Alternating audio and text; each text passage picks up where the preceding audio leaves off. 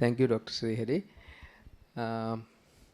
ഉച്ചയ്ക്ക് ശേഷമുള്ള സെഷനാണ്. നമ്മളെല്ലാം ലഞ്ചൊക്കെ കഴിച്ചിട്ട് ഇടയ്ക്ക് ചെറിയ ഉറക്കമൊക്കെ വരുമായിരിക്കും. ഇടയ്ക്ക് വെച്ച് ക്വസ്റ്റ്യനൊക്കെ ചോദിക്കാം അല്ലേ, അപ്പോൾ ഉറക്കം പോകാനായിട്ട്.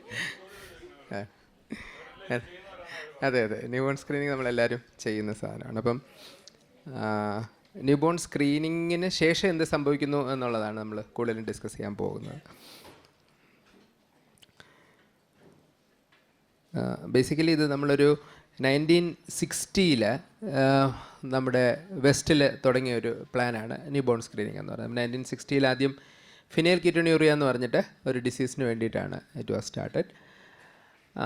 നമ്മൾ ശരിക്കും നമ്മുടെ സ്കീമിൽ ഇപ്പോൾ ഫിനൈൽ കീറ്റോണ്യൂറിയ ഇല്ല. ഇപ്പോൾ ഉള്ളത് ഏതൊക്കെയാണ്? ആരെങ്കിലും ഒന്ന് പറയാമോ? ചുമ്മാ E6PD അല്ലല്ല, ഒരു വോളണ്ടിയർ ചെയ്ത് പറഞ്ഞാൽ ഒരാൾ ആരെങ്കിലും പറഞ്ഞു. ഗാലക്ടോസീമിയ,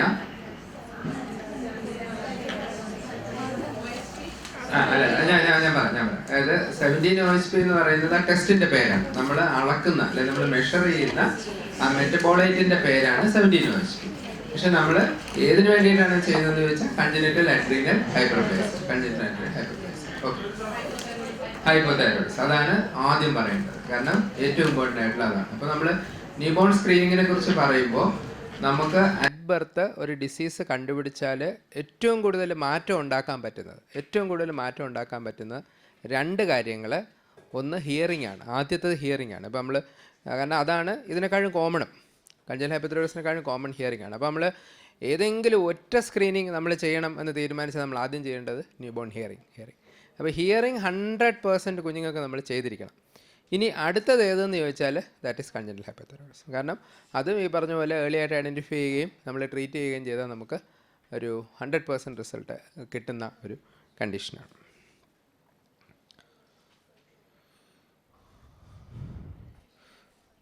അപ്പോൾ ഇതൊക്കെയാണ് ഇതിൻ്റെ ഒരു ഇൻസിഡൻസ് എന്ന് വെച്ചാൽ നമ്മൾ 1000 കുഞ്ഞുങ്ങളിൽ അല്ലെങ്കിൽ 1500 കുഞ്ഞുങ്ങളിൽ ഒരാളിന് കൺജനിറ്റൽ ഹൈപ്പോതൈറോയിഡിസം കാണും. Phenylketonuria 10,000-1 CAH 15,000-1, galactosemia 60,000-1. എനിക്ക് തോന്നുന്നു നിങ്ങൾ കൂടുതലും പോസിറ്റീവ് സ്ക്രീൻ കാണുന്നത് ഏതാണ്?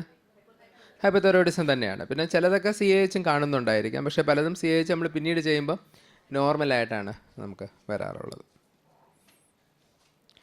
എന്തുകൊണ്ട് സ്ക്രീൻ ചെയ്യണം? അപ്പോൾ പലപ്പോഴും ഇത് ഇനിഷ്യലി നമ്മുടെ ഒരു പ്രധാന ചോദ്യം അതായിരുന്നു. കാരണം കൺജനിറ്റൽ ഹൈപ്പോതൈറോയിഡിസം എന്ന് പറയുന്നത് ഒരുപാട് സൈൻസ് ആൻഡ് സിംറ്റംസ് ഉള്ള ഒരു അസുഖമാണ് അല്ലേ? നമുക്ക് തന്നെ പല ഹൈപ്പോതൈറോയിഡിസത്തിൻ്റെ സിംറ്റംസ് അറിയാം. 1-2 സിംറ്റം പറഞ്ഞ്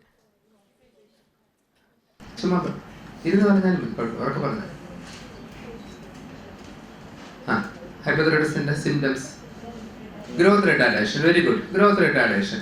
പിന്നെ ഒരെണ്ണം കോൺസ്റ്റിപ്പേഷൻ, സ്കിൻ ഡ്രൈനസ്,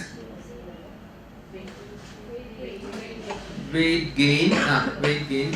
ഈ വെയിറ്റ് ഗെയിനെ കുറിച്ച് ഞാനൊരു കാര്യം പറയാം. അത് ഇതുമായിട്ട് ബന്ധപ്പെട്ടല്ലെങ്കിലും പലരും തടിച്ചിരിക്കുമ്പം എന്തുകൊണ്ടാണ് വൈ യു ആർ ഫാറ്റ് എന്ന് ചോദിക്കുമ്പോൾ നമ്മൾ പറയും it is because I M having hypothyroidism. പക്ഷെ അതൊരു മിസ്കൺസെപ്റ്റ് ആണ്. And hypothyroidism doesn't produce obesity. Actually, it is the other way around. When you are obese, when the body weight is more, there is some problem with the expression of the hormones. Adiponectin എന്ന് പറഞ്ഞൊരു സാധനം കൂടും. അങ്ങനെ വരുമ്പോൾ TSH high ആയിട്ട് വരും. അപ്പോൾ actually തടിയാണ് TSH കൂടുന്നതിൻ്റെ കാരണം. സോ അപ്പം പലരും അവരവരുടെ ഒരു ലൈഫ് സ്റ്റൈൽ മൂലമുള്ള ഒബീസിറ്റിയെ മറക്കാൻ ഉപയോഗിക്കുന്ന ഒരു സ്ക്രീനാണ് ഈ ഹൈപ്പോതൈറോയിഡിസത്തിൻ്റെ ടാഗ്. അത് നമ്മൾ സ്വയവും ബാക്കിയുള്ളവരെയും അത് പറയണം കേട്ടോ. So and when you reduce the wait thyroid function will improve. ശരി, ഇതുമായിട്ട് ബന്ധപ്പെട്ട കാര്യമല്ല. ഇത് നമ്മൾ ആദ്യം സ്ക്രീൻ ചെയ്ത് തുടങ്ങിയ സമയത്ത് ഓൾമോസ്റ്റ് 2013-14 വന്ന ഒരു കുഞ്ഞാണ്. അപ്പോൾ ഈ കുഞ്ഞിനെ നിങ്ങൾ ഒറ്റയടിക്ക് നോക്കുമ്പം ഈ പറഞ്ഞ എന്തെങ്കിലും സിംറ്റം ഉണ്ടോ? ഗ്രോത്ത് റിട്ടാർഡേഷൻ, കോൺസ്റ്റിപ്പേഷൻ, ഇതൊന്നും ഈ ഏജിൽ നമുക്ക് കണ്ടുപിടിക്കാനോ ആലോചിക്കാനോ ഒന്നും പറ്റത്തില്ല അല്ലേ? So that is why screening is important. അപ്പോൾ ഇവന് കൺജനിറ്റൽ ഹൈപ്പോതൈറോയിഡിസം ആയിരുന്നു. അവൻ്റെ TSH വാസ് മോർ ദാൻ 60 ആയിട്ടാണ് വന്നത്. അത് പക്ഷേ നമ്മൾ ചെയ്തത് കൊണ്ട് മാത്രമാണ് നമുക്ക് കണ്ടുപിടിക്കാൻ പറ്റിയത്. ഇപ്പോൾ അവന് 3.5 വയസ്സായി, ഒരു ഡെവലപ്മെൻറ്റ് ഡിലേ ഇല്ല, ഗ്രോത്തും ഒക്കെ നോർമലായിട്ടിരിക്കും. Okay, how does this baby look? Smart അല്ലേ? നല്ല അടിപൊളി ഗുണ്ടുമണിയായിട്ടിരിക്കുന്നു. TSH ഇസ് മോർ ദാൻ 100 ആക്കി. ഓക്കെ, അപ്പോൾ നമ്മുടെ ഒരു മിസ്കൺസെപ്റ്റ് ആണ് കൺജനൽ ഹൈപ്പോതൈറോയിഡിസത്തിൽ എന്തെങ്കിലും സിംറ്റം വെച്ച് നമുക്ക് കണ്ടുപിടിക്കാൻ പറ്റും എന്നുള്ളത് it's a totally wrong notion. The only way to identify congenital hypothyroidism is by universal screening. Okay, നമ്മുടെ ഇവിടെ നമ്മൾ ചെയ്യുന്നത് 48 hours കഴിഞ്ഞിട്ട് ഫിൽറ്റർ പേപ്പറിൽ ഹീൽ പ്രിക്ക് വഴി ബ്ലഡ് എടുത്താണ് ചെയ്യുന്നത്. അങ്ങനെ തന്നെ ചെയ്യണമെന്ന് യാതൊരു നിർബന്ധവുമില്ല. If it is a small setup you can collect a sample from the cord blood എടുക്കാം at the time of birth. ഇല്ലെങ്കിൽ നമുക്ക് വീനസ് പ്രിക്ക് വെച്ചിട്ട് 48 hours കഴിഞ്ഞിട്ടൊരു സാമ്പിൾ എടുക്കാം. ഒറ്റ കാര്യം ഓർക്കേണ്ടത്, ഒന്നെങ്കിൽ നമ്മൾ TSHന് വേണ്ടി ന്യൂ ബോൺ ബ്ലഡ് എടുക്കുമ്പോൾ either it should be taken at the time of birth or only after at least 48 to 72 hours of life. കാരണം എന്താണെന്ന് വെച്ചാൽ ഇതിനിടയ്ക്ക് there is a mechanism by which TSH will rise. TSH normal കുഞ്ഞുങ്ങളിൽ പോലും 50, 60, 70 ഒക്കെ ആകാം ആദ്യത്തെ 48 hours. Either you take the blood at the time of birth from the cord. നമ്മളത് ചെയ്തു. എപ്പോഴാണെന്ന് അറിയാമോ? കോവിഡിൻ്റെ സമയത്ത്. It was very difficult to transport the sample. കാരണം എല്ലാ ആംബുലൻസുകളും നമ്മുടെ എല്ലാ ഫെസിലിറ്റിയും കോവിഡ് സാമ്പിൾസ് ട്രാൻസ്പോർട്ട് ചെയ്യുന്ന സമയത്ത് it was not possible to transport what you call this dried blood spot samples. So we were doing all cord blood samples. അപ്പോൾ അങ്ങനെ ഒരു ഓപ്ഷനുണ്ട്. അത് നമ്മൾ അറിഞ്ഞിരിക്കണം. അതായത് നമുക്ക് ഇപ്പോൾ നമ്മളൊക്കെ വർക്ക് ചെയ്യുന്ന ഹോസ്പിറ്റൽസിൽ നമ്മുടെ സെറ്റപ്പിൽ അഥവാ നമുക്ക് എന്തെങ്കിലും കാരണവശാൽ ഇതൊരു ദിവസം മുടങ്ങിപ്പോയാൽ you should ask the clinician to take a cord blood sample. Okay, and what I am telling is very very important. അതിൻ്റെ കാരണം എന്നറിയാമോ? everyone knows that we are screening for congenital hypothyroidism. Okay, so even if you don't do, people will believe my baby is screened. മനസ്സിലായി? അതൊരു false ആയിട്ടുള്ള ഒരു അഷുറൻസാണ് നമ്മൾ കൊടുക്കുന്നത്. അപ്പോൾ you should not miss that opportunity. എന്തെങ്കിലും കാരണവശാൽ ഒരു ദിവസം നിങ്ങൾക്ക് സാമ്പിൾ എടുക്കാൻ പറ്റുന്നില്ല എന്നുണ്ടെങ്കിൽ അന്നത്തെ ബേബീസിൻ്റെ you should take a cord blood. പക്ഷേ അതിനിടയ്ക്ക് എടുക്കാൻ പറ്റത്തില്ല, അത് ഓർത്തോളണം. അതായത് ഒന്നെങ്കിൽ ഫ്രം കോഡ് ബ്ലഡ് അല്ലെങ്കിൽ after at least 48 hours. Why screening എന്ന ക്വസ്റ്റിൻ്റെ ആൻസേഴ്സാണിത്. See this child is 4-year-old ചൈൽഡാണ്. എന്നോട് ഞാൻ ബാംഗ്ലൂരിൽ വെച്ച് കണ്ടതാണ്. When I was training in endocrinology. 4 വയസ്സുള്ള കുഞ്ഞാണ്. അപ്പം ഈ നിങ്ങൾ പറഞ്ഞ എല്ലാ സാധനങ്ങളും അവനുണ്ട് അല്ലേ? അംബ്ലിക്കൽ ഹെർണിയ ഉണ്ട്. ഇവനെ കണ്ടാൽ ഡയഗ്നോസ് ചെയ്തില്ലേ? കണ്ടാൽ എന്ത് പറയും? കൺജനൽ ഹൈപ്പോതൈറോയിഡിസം എഴുതി വെച്ചിരിക്കുകയാണ് ഇല്ലേ? പക്ഷേ he was not started on any medicine. അവനെ ആരെങ്കിലും കാണുമായിരിക്കും, കണ്ടില്ലായിരിക്കാം, നമുക്കറിയത്തില്ല. He came from interior of Karnataka and he was diagnosed at the age of 4 years. There is no use, absolutely no use. കാരണം ബ്രെയിൻ്റെ growth 98% will happen by 3 years of age. So all the myelination, everything has gone wrong. Even with whatever thyroxine you give after that, the IQ is not going to improve. Okay, so that is very very important. The other baby was actually identified at the age of 1 year. So all these are actually telltale evidences. ഇതെല്ലാം നമുക്ക് വായിച്ച് പഠിക്കാം എന്നുള്ളതല്ലാതെ ഇത് വെച്ചിട്ടാണ് നമ്മൾ hypothyroidism കണ്ടുപിടിക്കുന്നതെങ്കിൽ it is of no use. Why screening? Because best results when treatment initiated within 2 weeks of life. നമ്മൾ ഹോർമോൺ റീപ്ലേസ്മെൻറ്റ് ഒരു 3 മാസം ഡിലേ ചെയ്താൽ മീൻ IQ is 70. മീൻ IQ 70 എന്ന് പറഞ്ഞാൽ എന്തുവാ? ഇറ്റ് ഈസ് ഇൻ്റലക്ച്വൽ ഡിസബിലിറ്റി അല്ലേ? ഇത് ഒരു പ്രൊഫൗണ്ട് ആയിട്ടുള്ള ഇൻ്റലക്ച്വൽ ഡിസബിലിറ്റിയിലോട്ട് പോകും. And causes of congenital hypothyroidism. അപ്പം പലപ്പോഴും നമ്മുടെ അടുത്ത് പേരൻസ് ചോദിക്കും ഇതെന്തുകൊണ്ട് ഇങ്ങനെ വന്നു ഇല്ലേ? എല്ലാവരും ചോദിക്കുന്ന ഒരു കാര്യം. അത് അമ്മയ്ക്കുള്ളത് കൊണ്ടാണോ? അതെല്ലാവരും ചോദിക്കുന്നതാണ് അല്ലേ? ഞങ്ങളൊക്കെ ഇത് PG പഠിക്കുന്ന സമയത്ത് പോലും നമ്മുടെയൊക്കെ ഒരു കൺസെപ്റ്റ് അമ്മയ്ക്കുണ്ടെങ്കിൽ നമ്മൾ സ്ക്രീൻ ചെയ്യും, ഇല്ലെങ്കിൽ നമ്മൾ ചെയ്യത്തില്ല. മനസ്സിലായി? That was A wrong concept. കാരണം അമ്മയ്ക്കുണ്ടെങ്കിൽ ഒരു ആൻറ്റിബോഡിയൊക്കെ ക്രോസ് ചെയ്ത് ചിലപ്പം കുഞ്ഞിന് ട്രാൻസിയൻ്റായിട്ട് വരാം, പെർമനൻറ്റും വരാം, ഓട്ടോസോമൽ റിസസീവ് ആയിട്ടുള്ള ചില കണ്ടീഷൻസിൽ വരാം. പക്ഷേ അമ്മയ്ക്കുണ്ടോ ഇല്ലയോ എന്നുള്ളത് ഒരു ഫാക്ടറേ അല്ല. അമ്മയ്ക്ക് ഒരു കുഴപ്പമില്ലാത്ത ഏത് കുഞ്ഞിന് വേണമെങ്കിലും ഈ പ്രോബ്ലം വരും. മനസ്സിലായല്ലോ? So all babies should be screened. അതാണ് നമ്മുടെ ഏറ്റവും ഇമ്പോർട്ടൻ്റ് ആയിട്ടുള്ള message.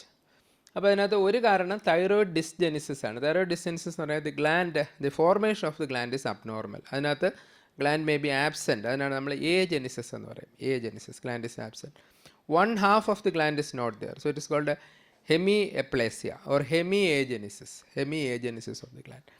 Either the gland can be in an abnormal position. നമുക്കറിയാം ഗ്ലാൻഡ് ഇവിടെ കഴുത്തിൻ്റെ ഇവിടെയാണ് ഇരിക്കേണ്ടത്. അതിന് പകരം അത് മുകളിലോട്ട് കയറിയിട്ട് ടങ്ങിൻ്റെ പുറകിൽ പോയിരിക്കാം. That is called sublingual thyroid. അങ്ങനെയൊക്കെ വരാം.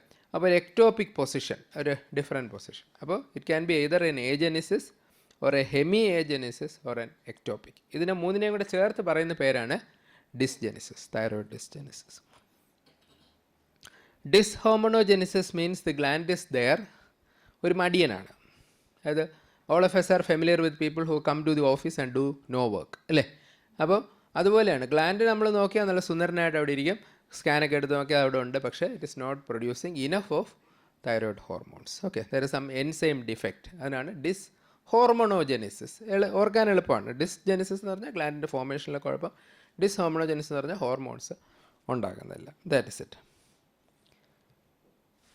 ദെൻ ഇതെങ്ങനെ കണ്ടുപിടിക്കാം? എന്തെങ്കിലും ടെസ്റ്റ്, നമ്മൾ ഈ തൈറോയിഡിൻ്റെ ടെസ്റ്റുകളല്ലാതെ, തൈറോയിഡിൻ്റെ ടെസ്റ്റുകൾ എന്ന് പറഞ്ഞാൽ എന്തൊക്കെ ബ്ലഡ് ടെസ്റ്റാണ് നമ്മൾ ചെയ്യുന്നത്? ഇരുന്ന് പറഞ്ഞമ്മ.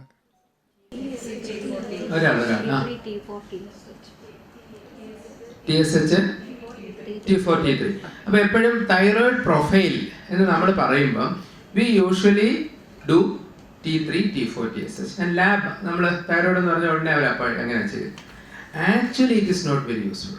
അതിൻ്റെ റീസൺ എന്താണെന്ന് വെച്ചാൽ when someone is having hypothyroidism, the body will push whatever thyroid hormone is available into T3. മനസ്സിലായോ? T3 ആണ് ആക്റ്റീവ് ആയിട്ടുള്ള ഹോർമോൺ. ബോഡിയിൽ കൂടുതൽ ഉണ്ടാകുന്ന T4 ആണ്, പക്ഷേ ആക്റ്റീവ് ആയിട്ടുള്ള ഹോർമോൺ T3. അപ്പോൾ എന്ത് പറ്റുമെന്ന് വെച്ചാൽ നമ്മൾ T3 മെഷർ ചെയ്യുമ്പം T3 അത്ര പെട്ടെന്ന് കുറയത്തില്ല. കാരണം whatever T4 is there, അതിനെ ബോഡി പുഷ് ചെയ്ത് T3 ആക്കിക്കൊണ്ടേയിരിക്കും. അപ്പോൾ ആദ്യം കുറയുന്നത് T4 ആയിരിക്കും. നമുക്ക് ഹൈപ്പോതൈറോയിഡിസം കണ്ടുപിടിക്കണമെങ്കിൽ you have to measure T4. T3 measure ചെയ്യേണ്ട കാര്യമില്ല. അപ്പോൾ ഇനി മുതൽ ഇവിടെ പലരും തൈറോയിഡ് ഇടയ്ക്ക് നോക്കുന്ന ആളായിരിക്കും. T4 TSH മാത്രം നോക്കിയാൽ മതി, T3 നോക്കണ്ട.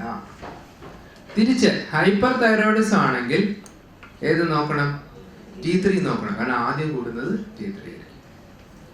ഓക്കെ, പിടികിട്ടിയ? അപ്പോൾ അതുപോലെ അത് നമ്മൾ എല്ലാവർക്കും ചെയ്യും അല്ലേ? T4 TSH ബ്ലഡ് എന്തായാലും ചെയ്യും. ഈ സ്കാൻ ചെയ്യണം, ഡോക്ടറിന് കട്ട് കിട്ടണമെങ്കിൽ മാത്രം ചെയ്താൽ മതിയോ? അല്ലെങ്കിൽ ചെയ്യേണ്ട വല്ല കാര്യമുണ്ടോ? ചെയ്യണം. എന്തുകൊണ്ട് ചെയ്യണമെന്ന് ചോദിച്ചാൽ ഏറ്റവും ഇമ്പോർട്ടൻ്റ് ആയിട്ടുള്ള കാര്യം, what we are going to tell the parent. 2 ദിവസം അല്ലെങ്കിൽ 4 ദിവസം പ്രായമുള്ള കുഞ്ഞിൻ്റെ അച്ഛനെ അമ്മയെ വിളിച്ചിട്ട് നമ്മൾ പറയാണ്, ഇത് ഈ ഗുളി കയ്യിൽ വെച്ചോളൂ, ഇനി ഇത് ജീവിതകാലം മുഴുവൻ കൊടുത്തോളൂ. They will be very happy അല്ലേ? ഇല്ലേ? They are very much worried. അപ്പോൾ ജനിച്ചപ്പോൾ തന്നെ ഒരു കൊച്ചിന് അസുഖമാണ്, മരുന്ന് കൊടുക്കണമെന്നൊക്കെ പറഞ്ഞാൽ വെരി ഡിഫിക്കൽട്ട്. ഇവര് നാട്ടിൽ ചെന്ന് ആദ്യം എന്ത് ചെയ്യും? വേറെ ആരെങ്കിലും കാണിച്ചിട്ട് പറയുന്നത് ഇങ്ങനെ ഒരു ദുഷ്ടനായ ഡോക്ടർ ഇങ്ങനെയൊക്കെ പറഞ്ഞിരിക്കുന്നു, വേറെ എന്തെങ്കിലും മാർഗമുണ്ട്. അപ്പോൾ അവർ പറയും ഹോമിയോ ഗുളിക കൊടുക്കാം ഇല്ലേ, അല്ലെങ്കിൽ ഇത് വേണ്ട, ഇത് മരുന്നൊന്നും കൊടുത്തില്ലെങ്കിൽ കുഴപ്പമില്ല. And after some time when they test, all the hormones will be normal. When we are treating and you are testing the blood, T4 will be normal, TSH will be normal, everything is normal. And the baby is also developing normal because we are supplementing. So what will the people think? The disease is cured. There is no need to continue the medicine. They will stop. Okay. So to impress upon them, to make them sure that there is a problem with the baby, always imaging helps. Okay. അപ്പോൾ ഏത് തരം imaging? നമ്മൾ 2 തരം imaging ആണ് usually ചെയ്യുന്നത്. First one is an ultrasound.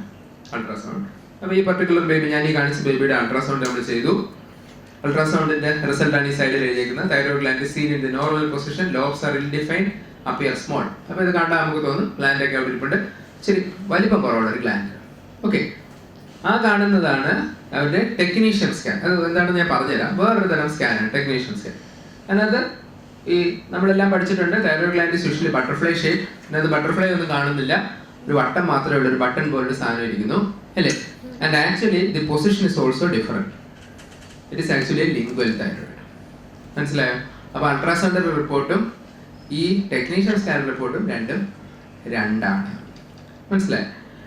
കാരണം ഈ ultrasound ചെയ്യുമ്പോൾ കുഞ്ഞു അവയുടെ കഴുത്തിൽ നമ്മൾ നോക്കുമ്പോൾ ഈ തൈറോയ്ഡ് ടിഷ്യൂ കൃത്യമായി ഐഡന്റിഫൈ ചെയ്യണമെന്നില്ല. കാരണം അൾട്രാസൗണ്ട് എന്ന് പറയുന്നത് ആരാണോ ചെയ്യുന്നത് അവരുടെ മിടുക്ക് പോലെയാണ് റിപ്പോർട്ട് വരുന്നത്. കാരണം ആക്ച്വൽ പിക്ചർ അല്ലല്ലോ നമ്മൾ കാണുന്നത്, സൗണ്ട് വേവ്സ് വെച്ച് ചെയ്യുന്ന ഒരു സംഗതിയാണ്.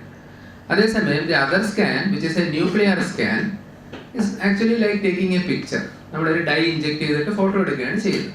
അപ്പോൾ അതിൽ ഫോട്ടോ എടുക്കുന്നത് അതിനകത്ത് വലിയ മാറ്റമൊന്നും വരുന്നില്ല. So technician scan is better. പക്ഷെ പ്രോബ്ലം എന്തുവാ? ഇപ്പൊ കൊല്ലത്തൊരു കൊച്ചിന് ഹൈപ്പോതൈറോയിഡിസത്തിന് കണ്ടുപിടിച്ചു, കഞ്ചൻ ഹൈപ്പോതൈറോയിഡിസം കണ്ടുപിടിച്ചു. അതിന് ഇത് ചെയ്യണമെങ്കിൽ എവിടെ വരണം? തിരുവനന്തപുരത്ത് വരണം. കാരണം കൊല്ലത്ത് ടെക്നീഷ്യൻ സ്കാൻ ഇല്ല. തിരുവനന്തപുരത്ത് RCC-യിലുണ്ട്, പത്തനംതിട്ടയിലുണ്ടോന്ന് എനിക്കറിയില്ല, പല സ്ഥലങ്ങളിലും കാണത്തില്ല. അപ്പം നമുക്ക് ചെയ്യാൻ പറ്റുന്ന ഒരു ഇമേജിങ് ചെയ്യാം. അൾട്രാസൗണ്ട് ആണ് അടുത്ത് ചെയ്യാൻ പറ്റുന്നത്, you do an ultrasound. There is nothing wrong in that. ഏതെങ്കിലും ഒരു ഇമേജിങ് നമ്മൾ ചെയ്തിരിക്കും.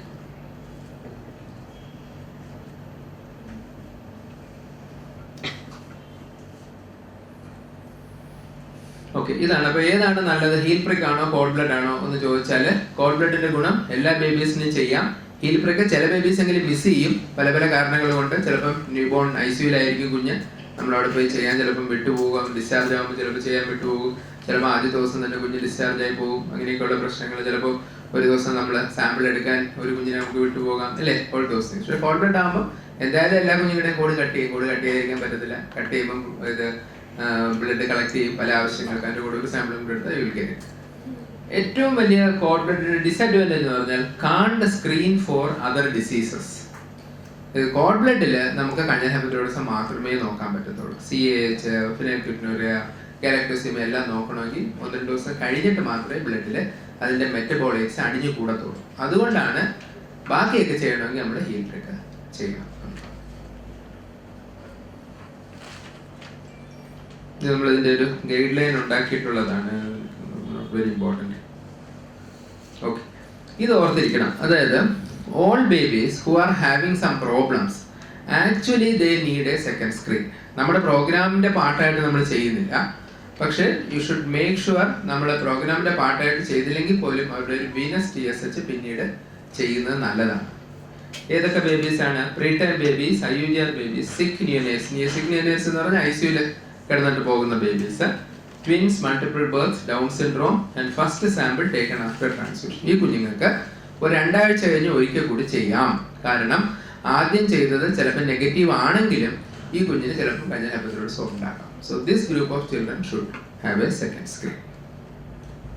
ഹീൽ പ്രിക്ക് സാമ്പിൾ എടുക്കുന്നത് നിങ്ങളെല്ലാവരും കണ്ടിട്ടുണ്ടെന്ന് തോന്നുന്നു, അല്ലേ? കാണാത്തവരുണ്ടോ ഈ കൂട്ടത്തിൽ? കൈ കൂടുതൽ DIC-യിലുള്ളവർ തൊട്ടടുത്ത ആശുപത്രിയില്ലേ? കാണണം കേട്ടാ. കാണുന്ന വളരെ ശലഭം കോർണർ എല്ലാവരും വിസിറ്റ് ചെയ്യണം. നമ്മളിതിനകത്ത് ആകപ്പാടെ ഒറ്റ കാര്യം എനിക്ക് പറയാനുള്ളത്, നമ്മൾ ആ പ്രിക്ക് ചെയ്യുന്ന സ്ഥലം എന്ന് പറയുന്നത് നേരെ നടുക്കാവരുത്. കാരണം ഈ ബോൺ ഭയങ്കര സൂപ്പർഫിഷ്യലാണ്, കാൽക്കേനിയൽ ബോൺ. അപ്പൊ നമ്മൾ കുത്തുമ്പോൾ ബോണിൽ പോയി കൊണ്ടാൽ ചിലപ്പം ഓസ്റ്റിയോമൈലൈറ്റിസ് ഒക്കെ വരാം, ബോൺ ഇൻഫെക്ഷൻ വരാം. അപ്പൊ അത് സൈഡിലോട്ടാണ് വരച്ചിരിക്കുന്നത്, കണ്ടില്ലേ, കറുപ്പിച്ച് കാണിച്ചിരിക്കുന്ന ആ ഭാഗത്ത് വേണം നമ്മൾ കുത്താൻ. മറ്റത് കാണിച്ചിരിക്കുന്ന ഒരു വാം ടവല് വെക്കുന്നത് നല്ലതായിരിക്കും. അപ്പൊ കുറച്ചുകൂടി ബ്ലഡ് അങ്ങോട്ട് വരും. കാരണം കുഞ്ഞിന്റെ കാലൊക്കെ പൊതുവെ തണുത്തല്ലേ ഇരിക്കുന്നത്, തണുത്തിരിക്കുമ്പോൾ ബ്ലഡൊക്കെ ദൂരോട്ട് പോയി. അപ്പോൾ ഒരു വാം ടവൽ വെച്ചാൽ you will get more blood. പ്രിക്ക് ചെയ്യുന്നു. പിന്നെ ഈ സാമ്പിൾ എടുക്കുന്നത് വളരെ ഇമ്പോർട്ടൻ്റ് ആണ്. അത് ആ സർക്കിള് മുഴുവൻ വേണം എന്ന് മാത്രമല്ല, നമ്മൾ തിരിച്ചു വെച്ചാൽ ആ പേപ്പർ തിരിച്ചു വെച്ചാൽ അതിൻ്റെ അപ്പുറത്തെ വശത്ത് സാമ്പിൾ കാണണം, ബ്ലഡ് കാണണം. That is the paper should be impregnated with blood എന്നാണ് പറയുന്നത്. അതിന്റെ കാരണം എന്താണെന്ന് വെച്ചാൽ, ഇത് എങ്ങനെ ഇത് ചെയ്യാൻ പോകുന്നതെന്ന് വെച്ചാൽ, ഇതിൽ നിന്നൊരു പഞ്ച് പോലൊരു സാധനം എടുത്തിട്ട് അതിലാണ് ടെസ്റ്റ് ചെയ്യുന്നത്. അപ്പോൾ അതിൽ ആവശ്യത്തിന് സാമ്പിൾ ഇല്ലെങ്കിൽ the value will be wrong. ലാബുകാർ എന്ത് ചെയ്യുന്ന വെച്ചാൽ, ഇപ്പുറത്ത് വന്നിട്ടില്ല അല്ലെങ്കിൽ സർക്കിൾ ഫില്ല് ആയിട്ടില്ലെങ്കിൽ അവരെ മാറ്റി വയ്ക്കും. ദേ കൊണ്ട് അവിടെ ഞാൻ നേരത്തെ പറഞ്ഞ problem. We are actually telling the parent that your child is screen and the child doesn't get a screen. മനസ്സിലായില്ല? അപ്പോൾ അതുകൊണ്ട് വളരെ ഇമ്പോർട്ടൻ്റ് ആണ് സാമ്പിൾ നമ്മൾ കൃത്യമായിട്ട് തന്നെ വിട്ടു നോക്കണം.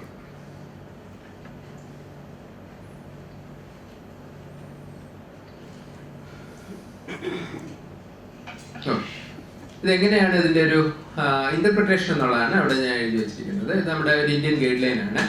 ബേസിക്കലി TSH ഏത് സാമ്പിൾ എടുത്താലും, കോൾഡ് ബ്ലഡ് ആണെങ്കിലും ശരി, ഹീൽ പ്രിക്ക് ആണെങ്കിലും ശരി, 20 മുകളിലാണെങ്കിൽ പോസിറ്റീവ്, 20 മുകളിലാണ് പോസിറ്റീവ്, 20 താഴെയാണ് നെഗറ്റീവ്. അങ്ങനെ നമ്മൾ എടുക്കുന്നത്. അപ്പോൾ 20 മുകളിൽ ഒരു കുഞ്ഞിന് കിട്ടുകയാണെങ്കിൽ, if the TSH is between 20 and 40, recall the baby after first week, that is means in the second week. മനസ്സിലായോ? അതിൻ്റെ ഉദ്ദേശം എന്താണെന്ന് വെച്ചാൽ, 20 to 40 ഉള്ള കുറച്ച് ബേബീസ് എങ്കിലും ഒരു ട്രാൻസിയൻ്റ് ആയിട്ടുള്ള എലിവേഷൻ ആയിരിക്കും. അപ്പോൾ നമ്മൾ ഒരാഴ്ച സമയം കൊടുക്കുമ്പോൾ അത് ചിലപ്പോൾ അങ്ങ് സെറ്റിൽ ഡൗൺ ചെയ്യും, അവൻ്റെ ട്രീറ്റ്മെൻറ്റ് ആവശ്യം വരത്തില്ല. അതുകൊണ്ടാണ് അങ്ങനെയുള്ള കുഞ്ഞുങ്ങൾക്ക് നമ്മൾ ഒരാഴ്ച വെയിറ്റ് ചെയ്യുന്നത്. പിടികിട്ടുന്നുണ്ടോ ഞാൻ പറയുന്നത്? മറ്റേ സെക്ഷനിൽ മോർ ദാൻ 40 ഉള്ള എല്ലാ കുഞ്ഞുങ്ങൾക്കും മിക്കവാറും എന്തുമായിരിക്കും? കൺജനൽ ഹൈപ്പർതൈറോയിഡിസം തന്നെ ആയിരിക്കും. മനസ്സിലായില്ല? അതുകൊണ്ടാണ് TSH അത്രയും ഹൈ ആയിട്ടിരിക്കുന്നത്. അപ്പോൾ അവനെ നമ്മൾ എത്രയും പെട്ടെന്ന് വിളിച്ച് എത്രയും പെട്ടെന്ന് ട്രീറ്റ്മെന്റ് സ്റ്റാർട്ട് ചെയ്യും. So as early as possible. നമുക്ക് എപ്പോഴാണ് റിസൾട്ട് കിട്ടുന്നത് അപ്പോൾ തന്നെ വിളിക്കാം. 20 to 40 ആണ് ഇച്ചിരി ടൈം എടുത്ത് വിളിച്ചാൽ നമുക്ക് കുറേ കൺഫ്യൂഷൻസ് ഒഴിവാക്കാം. കാരണം ഇത് നമ്മൾ പിന്നെ ചെയ്യുമ്പോൾ ഇച്ചിരി ബോർഡർ ലൈൻ കിട്ടും, പിന്നെ നമ്മൾ വീണ്ടും ചെയ്യണം. അത് ഒഴിവാക്കാൻ വേണ്ടിയാണ് ഒരു 1 week ഗ്യാപ്പ് നമ്മൾ അവിടെ പറയും. ഓക്കെ, ഈ 1 week അങ്ങ് 2 week ആക്കാൻ പറ്റുമോ? പറ്റത്തില്ല. കാരണം നമ്മൾ ആദ്യം പഠിച്ചു the best results of treatment we get only if you start treatment within 2 weeks. മനസ്സിലായില്ലേ? ഓക്കെ, അപ്പോൾ ഇത് നമ്മൾ ചെയ്യുമ്പോൾ 1-2 എല്ലാം കൂടെ നിങ്ങൾ ഓർക്കണം. ഒറ്റ വാല്യൂ ഓർക്കുക. T4 less than 8. T4 less than 8 for a newborn is low. അത് ഓർക്കാം. നമ്മുടെ ലാബിലൊക്കെ 5, 6 ഒക്കെ ആയിരിക്കും ലാബിന്റെ വാല്യൂയുടെ കട്ട് ഓഫ്. നിങ്ങൾ ഇതിന്റെ റിസൾട്ട് കിട്ടുമ്പോൾ അത് ന്യൂബോണിന് അപ്ലൈ ചെയ്യില്ല. ഓരോ ഏജിലും ഓരോ നോർമൽ വാല്യൂ ഉണ്ട്. അത് ശരിക്കും നെറ്റിൽ അവൈലബിൾ ആണ്. പക്ഷേ ന്യൂബോൺ നമ്മൾ ഓർക്കുക, 8-ൽ താഴെ T4 കണ്ടാൽ that is low and that child needs treatment. TSH എത്രയാണെങ്കിലും കുഴപ്പമില്ല, you have to treat. Okay, പിന്നെ വേറെ കുറേ ബേബീസ് വരും. T4 ഒക്കെ നോർമൽ ആണ്, പക്ഷെ TSH 10-ന് മുകളിൽ നിൽക്കുന്നു. ഓക്കെ, 3 weeks കഴിഞ്ഞാൽ ഏത് ബേബിക്കും TSH should be below 10. Any value of TSH more than 10 after 3 weeks of life, the baby needs treatment. അവിടെ നമ്മൾ T4 നോക്കത്തേ ഇല്ല. മനസ്സിലായോ? എന്തുകൊണ്ട് T4 നോക്കത്തില്ല എന്ന് ചോദിച്ചാൽ, T4 അവിടെ നോർമലായി ഇരിക്കുന്നത് എന്തുകൊണ്ടാണെന്ന് വെച്ചാൽ TSH പിറ്റ്യൂട്ടറി അവിടെ നിന്ന് ഭയങ്കര തെള്ളുന്നത് കൊണ്ടാണ് തൈറോയിഡിൽ നിന്ന് ഇത്രയും ഹോർമോൺ വരുന്നത്. നമ്മൾ അതിനെ ട്രീറ്റ് ചെയ്തിട്ട് കുറച്ച് കഴിയുമ്പോൾ ഇവൻ ഫെയിൽ ചെയ്യും. ഓക്കെ, ഇപ്പോൾ 2 കാര്യങ്ങൾ മാത്രം ഓർക്കുക. T4 less than 8 in a newborn is abnormal. TSH more than 10 after 3 weeks. After 3 weeks of life is abnormal. Both these babies needs treatment. Okay.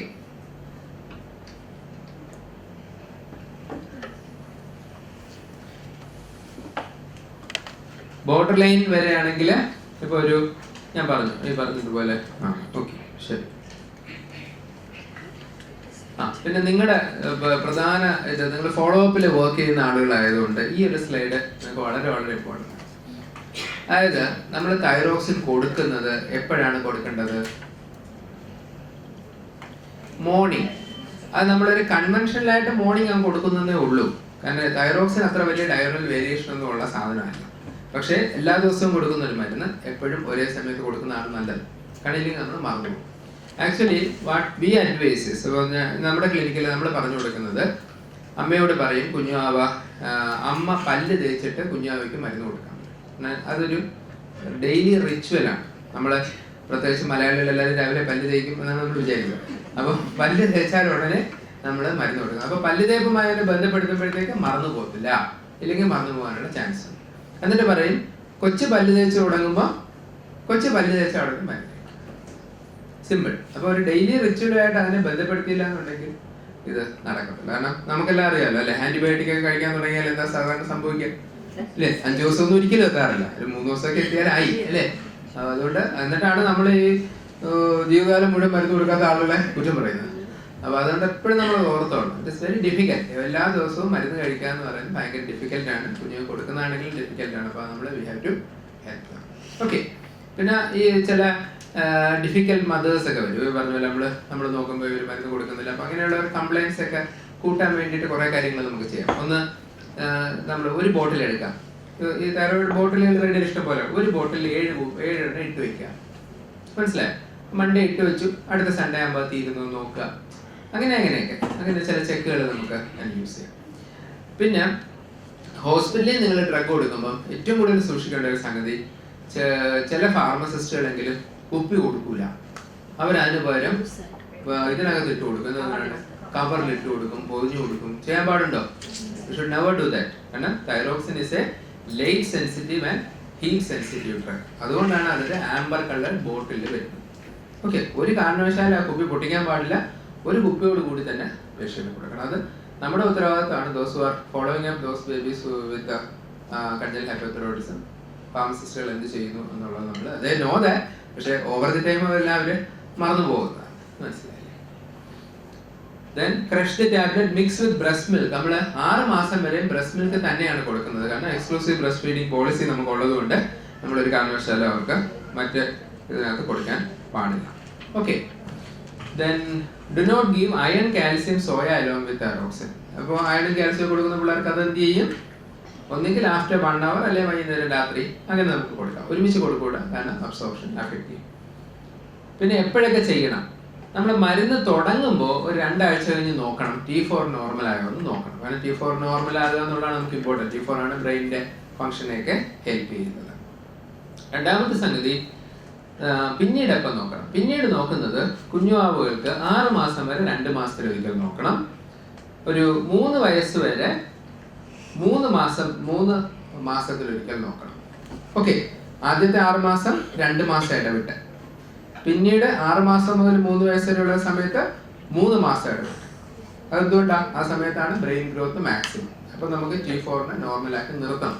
അതിന് വേണ്ടിയിട്ട് നോക്കി ഡോസ് അഡ്ജസ്റ്റ് ചെയ്യും. 3 years കഴിഞ്ഞാൽ പിന്നെ 6 മാസത്തിലൊരിക്കലൊക്കെ നോക്കിയാൽ മതി. 18 വയസ്സ് വരെ.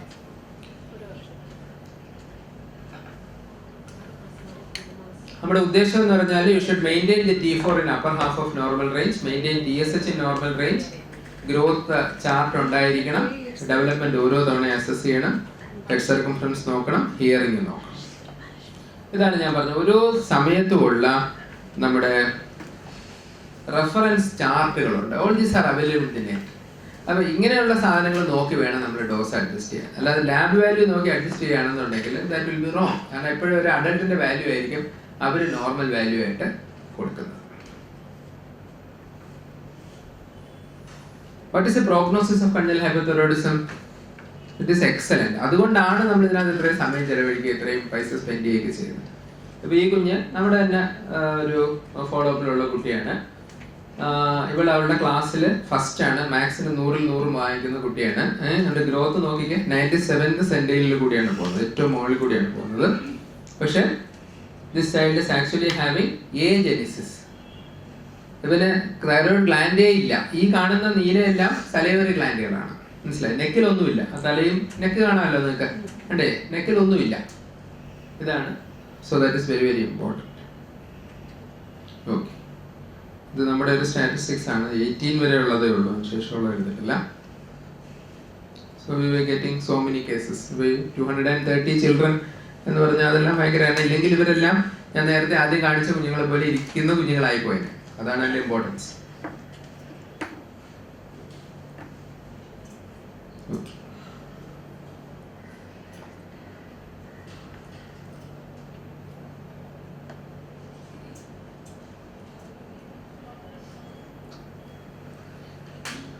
ഇതൊരു നമ്മുടെ എൻഡോക്രൈൻ ക്ലിനിക്കിൽ വന്ന ഒരു കുട്ടിയാണ്. ഭയങ്കരമായ ഹൈറ്റ് ഗെയിൻ. ഇത് കഞ്ചനിറ്റൽ ഹൈപ്പർതൈറോയിഡിസം അല്ല, വേറെ ഒരു കേസ്. ഇത് എന്ത് മരുന്ന് കൊടുത്തിട്ടായിരിക്കും ഇങ്ങനെ വളരുന്നത്? മുകളിലോട്ടാണ് വളരുന്നത്. സീയിങ് ദാറ്റ് ഗ്രോത്ത് ചാർട്ട് അല്ലേ? എന്ത് മരുന്ന് കൊടുത്തിട്ടായിരിക്കും? ഇത് പാവം തൈറോയിഡ് കൊടുത്തിട്ടാണ് കേട്ടോ. So this child is actually having auto immune hyperthyroidism, congenital അല്ല. ഭയങ്കര ഷോർട്ടായിരുന്നു. നമ്മൾ അത് കണ്ടുപിടിച്ചു, തൈറോക്സിൻ കൊടുത്തു. 2.5 വർഷം കൊണ്ട് 25 സെന്റിമീറ്റർ ആണ്. നമ്മൾ ഗ്രോത്ത് ഹോർമോൺ ട്രീറ്റ് ചെയ്യുകയാണെന്നുണ്ടെങ്കിൽ 1 സെന്റിമീറ്ററിന് ഏകദേശം 10,000 രൂപയാണ്. ഇതാണെങ്കിൽ 35 രൂപയ്ക്ക് 1 സെന്റിമീറ്റർ. മനസ്സിലായത്? So it's very important to identify hypothyroidism. Okay. അപ്പോൾ കൺജന്റൽ മാത്രമല്ല, you are following your children later also in the school. അവിടെയാണ് നമ്മൾ നേരത്തെ പഠിച്ച സിംറ്റംസ് എല്ലാം ഇമ്പോർട്ടൻ്റ് ആവുന്നത്. ചൈൽഡ് ഹു ഈസ് ഹാവിങ് എന്താ പറയുക, ഒരു ക്ഷീണം പറയുന്നു, അല്ലെങ്കിൽ ചുമ്മാ മുടി കൊഴിയുന്നു എന്ന് പറയുന്നു. മുടി കൊഴിയുന്നത് കൊണ്ടൊന്നും ആയിരിക്കത്തില്ല.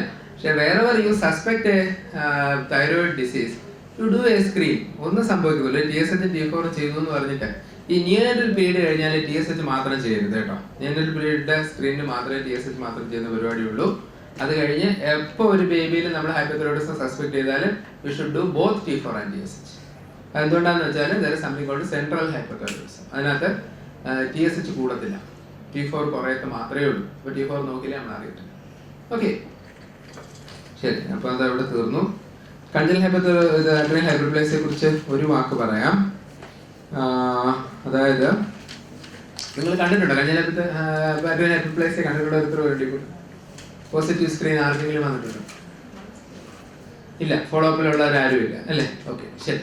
അപ്പൊ കൺജനിറ്റൽ അഡ്രീനൽ ഹൈപ്പർപ്ലേസിയയുടെ ഒരു കുഴപ്പം എന്താണെന്ന് വെച്ചാൽ, മെയിൽ ആണെങ്കിൽ അതിന് പ്രത്യേകിച്ച് ഒരു സിംറ്റവും കാണത്തില്ല, കാരണം ജെനിറ്റേലിയൊക്കെ നോർമൽ ആയിരിക്കും. ഫീമെയിൽ ആണെങ്കിൽ അഡ്രീനലിൽ നിന്ന് ഒരുപാട് ആൻഡ്രോജൻസ് വരുന്നത് കൊണ്ട് വിറലൈസേഷൻ വന്ന് ക്ലൈറ്റോറിസ് ഒക്കെ വലുതായിട്ടിരിക്കും. അപ്പൊ നമ്മൾ at the time of birth, അവിടെയാണ് നിങ്ങളുടെ ബർത്തിന്റെ എക്സാമിനേഷന്റെ ഇമ്പോർട്ടൻസ്. നിങ്ങളെല്ലാം ഈ VBD അല്ലെ, വിസിബിൾ ബർത്ത് ഡിഫക്ട് സ്ക്രീനിങ്ങിന് പോകുമ്പോൾ നമ്മൾ ജെനിറ്റേലിയ നോക്കണം.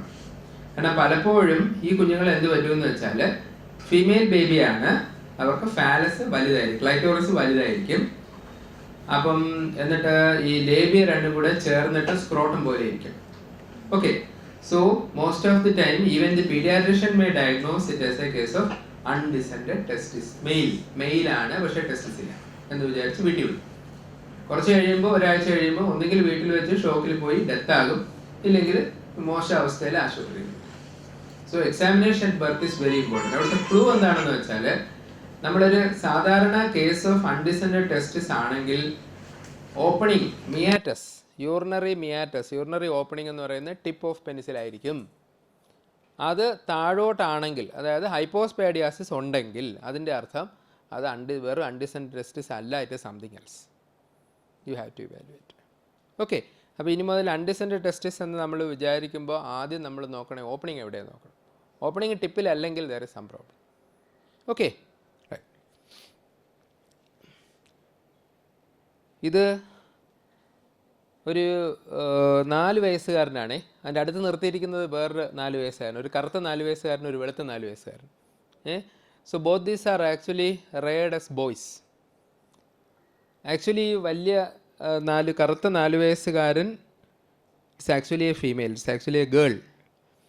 കണ്ടോ, നമ്മൾ ഒന്നും ചെയ്യാതിരുന്നത് കൊണ്ട് ഒരു ഫാലസ് പോലെ ഇരിക്കുന്നു എന്നുള്ളത് മാത്രമേ ഉള്ളൂ. This child is having uterus, ovaries, all those things.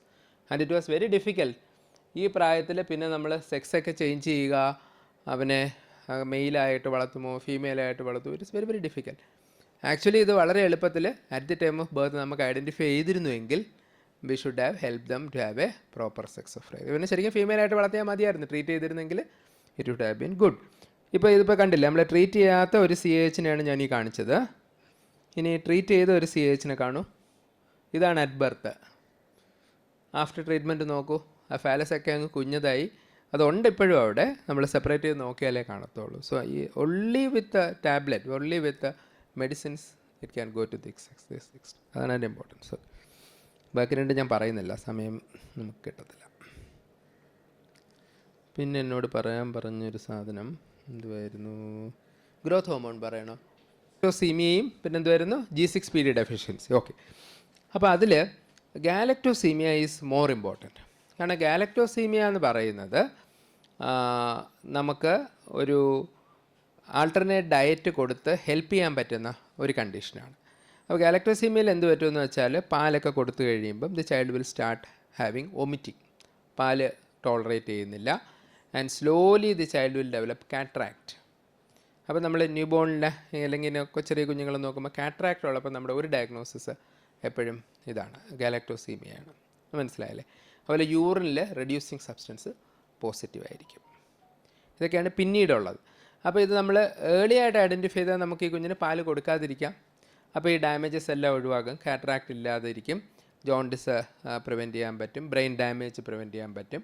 ഇത് ഗാലക്ടോസീമിയയിൽ ഈ പറഞ്ഞ പോലെ ഗാലക്ടോസും ഗ്ലൂക്കോസും കൂടെ ഇത് ചേർന്നിട്ടുള്ള ആണല്ലോ നമുക്ക് ഇതിനകത്തുള്ള ലാക്ടോസ് എന്ന് പറയുന്ന നമ്മുടെ മിൽക്കിലെ ഷുഗറിൻ്റെ 2 കണ്ടൻറ്റ് ഗാലക്ടോസും ഗ്ലൂക്കോസുമാണ്. അതിൽ ഗാലക്ടോസിനെ മെറ്റബോളൈസ് ചെയ്യാൻ പറ്റാത്തത് കൊണ്ടാണ് ഈ പ്രോബ്ലം. ഓക്കെ, അപ്പോൾ ഐഡൻറ്റിഫൈ ആണെന്നുണ്ടെങ്കിൽ നമ്മൾ എന്ത് കഴിഞ്ഞാൽ ഹ്യൂമൻ മിൽക്ക് അവോയ്ഡ് ചെയ്തിട്ട് മറ്റ് സപ്ലിമെൻറ്റ്സ് വെച്ച് ബേബിയെ നമുക്ക് സർവൈവ് ചെയ്ത് കൊണ്ടുപോകാൻ പറ്റും. ഓക്കെ, G6PD എന്ന് പറഞ്ഞാൽ ശരിക്കും നമ്മുടെ RBCയുടെ ഒരു ഇൻക്രീസ്ഡ് ഫ്രെജിലിറ്റിയാണ്. RBC നമുക്കെല്ലാം അറിയാം 120 days ആണ്. പക്ഷേ അതിൻ്റെ ഒരു എൻസൈം ഡെഫിഷ്യൻസി കൊണ്ട് ദിസ് RBCs ബിക്കം മോർ ഫ്രെജൈൽ. നേരത്തെ അതങ്ങ് പൊട്ടിപ്പോകും, ഹീമോളിസിസ് വരും. ആ ഹീമോളിസിസിനെ ഇൻഡ്യൂസ് ചെയ്യുന്ന കുറേ ഡ്രഗ്സും കുറച്ച് വെജിറ്റബിൾസും ഉണ്ട്, ഫുഡ് ഐറ്റംസും ഉണ്ട്. അപ്പം ഇങ്ങനെയുള്ള G6PD ഡെഫിഷ്യൻസി ഉള്ള കുട്ടികളെ നമ്മൾ കണ്ടുപിടിച്ചാൽ ആദ്യമേ നമ്മൾ അവർക്കൊരു ലിസ്റ്റ് ഓഫ് ഡ്രഗ്സ് കൊടുക്കുക. ഈ ഡ്രഗ്സ് നിങ്ങൾ യൂസ് ചെയ്യരുത്. അത്രയും മാത്രമേ ഉള്ളൂ. അല്ല G6PD ഒരാളിന് പോസിറ്റീവ് എന്ന് പറയുന്നത് നിങ്ങൾ വളരെ വറീഡ് ആവേണ്ട കാര്യമൊന്നുമില്ല. നമുക്ക് പല G6PDയും വരുന്നത് പിന്നീട് നോക്കുമ്പോൾ എല്ലാം നോർമൽ ആവുന്നതായിട്ടാണ് നമ്മൾ കാണുന്നത്. ഗാലക്ടോസീമിയ എനിക്ക് തോന്നുന്നു വളരെ അപൂർവമായിട്ട് 1-2 കേസുകളെ നമ്മൾ കണ്ടിട്ടുള്ളൂ. ഏറ്റവും കൂടുതൽ കാണുന്നത് ഹൈപ്പോതൈറോയിഡിസവും CAH-ഉം തന്നെയാണ്. പിന്നെ എനിക്ക് തോന്നുന്നു നിങ്ങൾ ഈ ഗ്രോത്ത് ഹോർമോൺ ഡെഫിഷ്യൻസി കുട്ടികളെ ഫോളോ അപ്പ് ചെയ്യുന്നുണ്ടോന്നല്ലേ? ഉണ്ട്. ചെയ്യുന്നവരൊന്ന് കൈവക്കുക. ഗ്രോത്ത് ഹോർമോൺ ഡെഫിഷ്യൻസി ട്രീറ്റ്മെൻറ്റിൽ ഇൻവോൾവ് ആയിട്ടുള്ള ആളുകളൊന്ന് കൈവക്കുക. ഒരാളെ ഉള്ള എന്തോ അല്ല ഇവിടെ ഇരിക്കുന്നവരൊക്കെ എവിടെ ഉള്ളവരാ?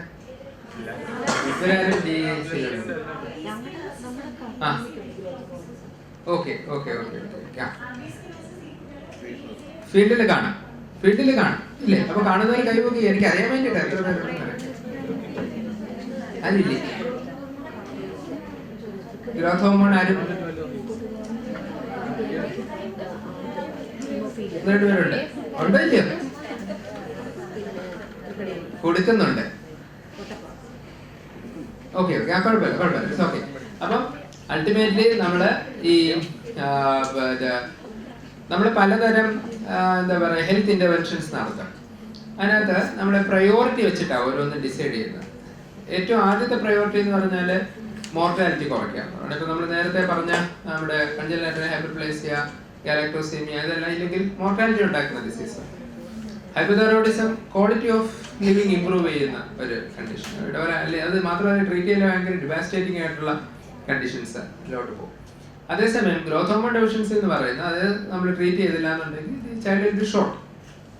പക്ഷെ shortness also affect the quality of life.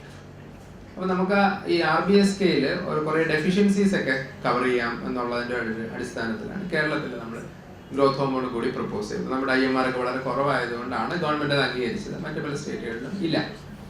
അപ്പോൾ അതിൽ നമ്മൾ അറിയേണ്ടതെന്ന് പറഞ്ഞാൽ ഈ ഹൈപ്പോപിറ്റ്യൂട്ടറിസം അല്ലെങ്കിൽ നമ്മുടെ പിറ്റ്യൂട്ടറി ഗ്ലാൻഡിൻ്റെ hypo function is as common as 1 in 4,000 live birth. അപ്പോൾ നമ്മൾ 1 in 1,000 ആണ് ഹൈപ്പോതൈറോയിഡിസം എന്ന് പറയുമ്പോൾ this is not a very rare disease അല്ലേ? ഇതിനകത്ത് ഉണ്ട്. So the will be seeing such cases. അപ്പോൾ നമ്മളൊരു 4 ലക്ഷം ബർത്ത് ഉണ്ടെങ്കിൽ 4-5 ലക്ഷം ബർത്ത് ഉണ്ടെങ്കിൽ നമുക്കൊരു 100 കേസൊക്കെ ഓരോ വർഷവും കേരളത്തിൽ ഉണ്ടാകും എന്ന് നമുക്ക് വിചാരിക്കാം.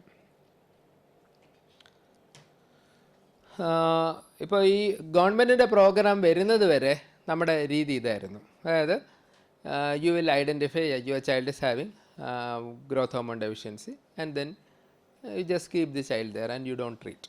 കാരണം it's a very costly drug. ഒരു യൂണിറ്റിന് ഏകദേശം ഒരു 400 rupees ഒക്കെ ചിലവ് വരും.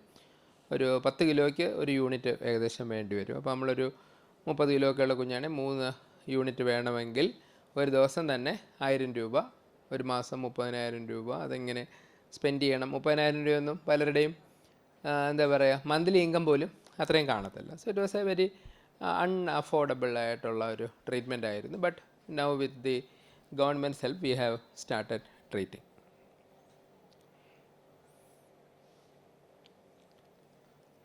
നമ്മളിതിനകത്ത് ഒരു 18 ഇയേഴ്സ് വരെ ഉള്ളവരെയാണ് നമ്മൾ നോക്കുന്നത്. അപ്പം ഗ്രോത്ത് ഇതിൻ്റെ അകത്ത് നമ്മൾ ചെയ്യേണ്ടത്, അതായത് ഇപ്പോൾ ഫീൽഡിൽ നിങ്ങൾ ചെയ്യേണ്ടതെന്ന് പറഞ്ഞാൽ എല്ലാ കുഞ്ഞുങ്ങളുടെ ഹൈറ്റും വെയിറ്റും നോക്കുന്നു എന്ന് വിചാരിക്കുന്നു. അപ്പോൾ ഹൈറ്റ് കുറഞ്ഞ എല്ലാവർക്കും ഗ്രോത്ത് ഹോർമോൺ ഡെഫിഷ്യൻസി ആണെന്ന് വിചാരിക്കരുത്. നമ്മൾ ബാക്കി എല്ലാ കാര്യങ്ങളും റൂൾ ഔട്ട് ചെയ്ത് കഴിയുമ്പോൾ നമ്മൾ ഗ്രോത്ത് ഹോർമോൺ ഡെഫിഷ്യൻസി ആണെന്ന് സസ്പെക്റ്റ് ചെയ്യുന്നെങ്കിൽ മാത്രം നമ്മൾ DICയിലോട്ട് റെഫർ ചെയ്യുകയും അവിടുന്ന് ബാക്കി ഇൻവെസ്റ്റിഗേഷൻസ് ചെയ്ത് പിന്നീട് നമ്മൾ ഫോളോ അപ്പിന് പോവുകയും ചെയ്യുന്ന രീതിയാണ് നമ്മൾ വെച്ചിരിക്കുന്നത്. ഇപ്പം നിലവിൽ നമ്മൾ SAT Thrissur medical college, Kozhikode, Manjeri, Kannur ഇങ്ങനെ 5 സ്ഥലത്താണ് ഇതിൻ്റെ ഒരു ടെക്നിക്കൽ കമ്മിറ്റി കൂടുന്നത്. അപ്പോൾ ഈ സ്ഥലങ്ങളിലേക്കാണ് നമ്മൾ അതാത് ഡിസ്ട്രിക്റ്റിൽ നിന്ന് റെഫർ ചെയ്യുന്നത്.